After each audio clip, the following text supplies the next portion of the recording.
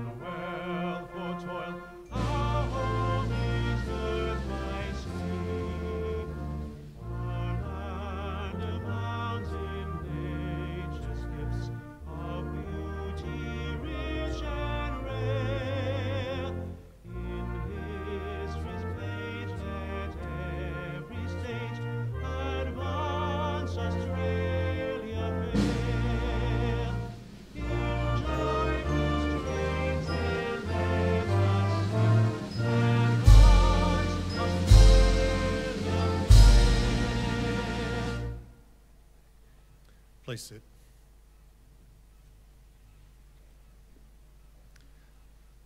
The Australian War Memorial was the vision of Charles Bean, Australia's First World War official historian. Bean landed with the Australian troops on Gallipoli and stayed with them at the front through to the end of the war. The idea of this national memorial and museum came to him at Pozières, France, in the depths of the bloody fighting of 1916. Bean's idea was that this would be a place where families and friends could mourn their loved ones buried in faraway places. It would also be a place that could help all Australians understand what these men and women had endured and what they had done for us. Bean's vision, to which we remain true, is best expressed as inscribed in the entrance to the memorial's galleries. Here is their spirit, in the hearts of the land they loved, and here we guard the record that they themselves made. Tonight, we will read the story behind just one of those on the Roll of Honour, which lists the names of more than 102,000 men and women who have given their lives for us in war and operations for more than a century. But first, we present a lament, Flowers of the Forest. Wreaths or floral tributes would now be laid at the base of the pool of reflection.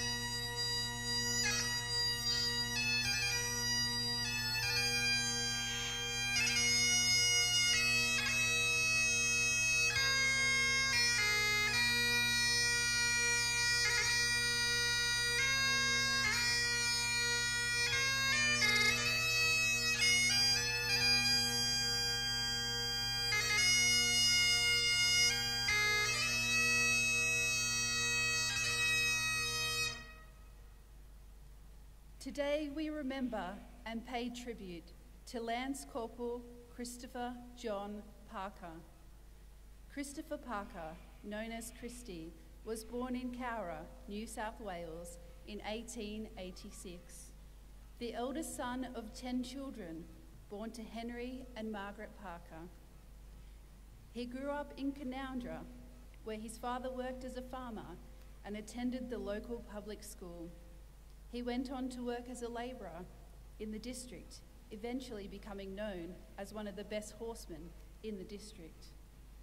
Parker enlisted in the Australian Imperial Forces in February 1915, and his excellent horsemanship saw him posted to the 7th Light Horse Regiment. After a period of training in Australia, he left for active service overseas on board the troop ship Uganda in June 1915. He was first sent to Egypt and from there to Gallipoli, where he arrived without his horse in October 1915. Within weeks, he fell sick and was evacuated to hospital, where he was treated for appendicitis. He did not rejoin his regiment until early in the new year.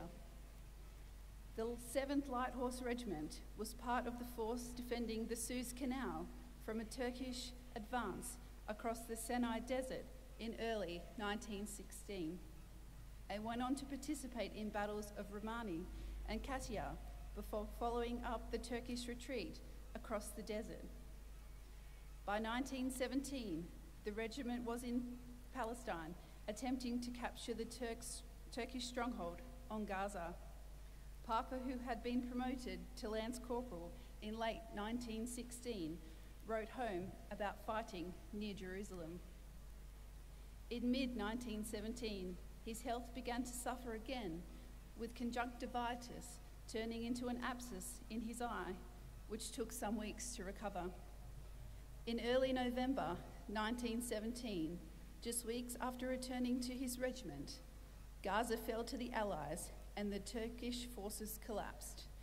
The 7th Light Horse Regiment was once again involved in following up the retreat. 2 days after Gaza fell, his regiment advanced. They came under heavy shell and machine gun fire near a place called Ebdus. Parker's mate, Trooper Leonard Williams, later described how we were fighting on a flat against a large body of Turks, which we had driven back from some guns, and we came under some heavy rifle fire and had some men hit. Parker was among the first to volunteer to move the wounded men to safety, but as he went forward to do so, he was hit himself.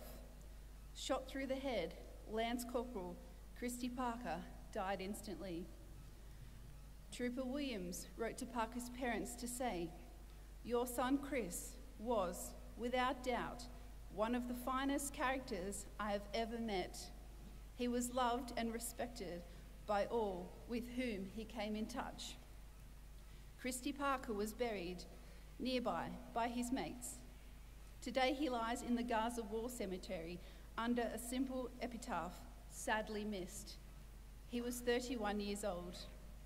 His name is listed on the honour roll on my right, among 62,000 Australians who died while serving in the First World War. A photograph of his headstone is displayed today beside the pool of reflection. This is but one of many stories of service and sacrifice told here at the Australian War Memorial. We now remember Lance Corporal Christopher John Parker, who gave his life for us, for our freedoms, and in a hope for a better world. Please stand for the ode and the sounding of the last post.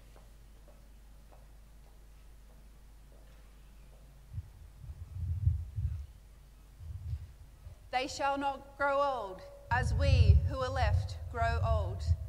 Age shall not weary them, nor the years condemn.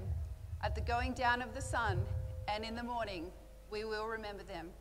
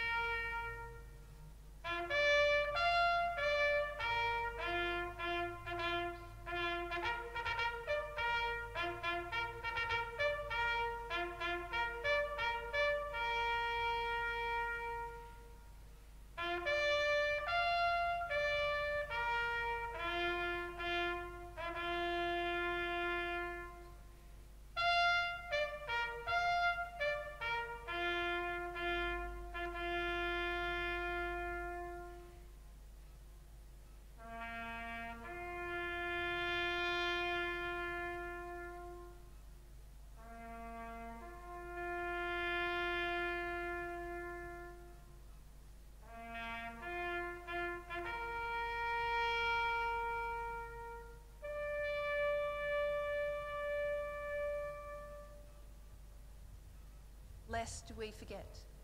Lest we forget.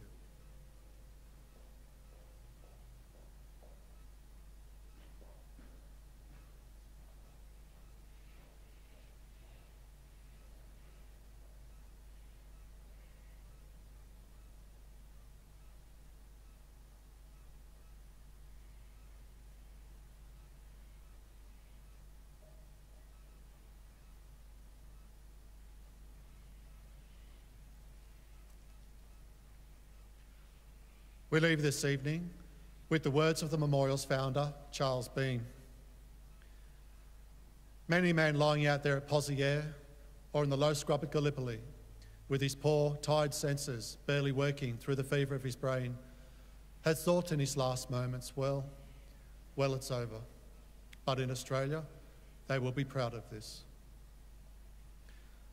Ladies and gentlemen, girls and boys, that concludes the last post ceremony.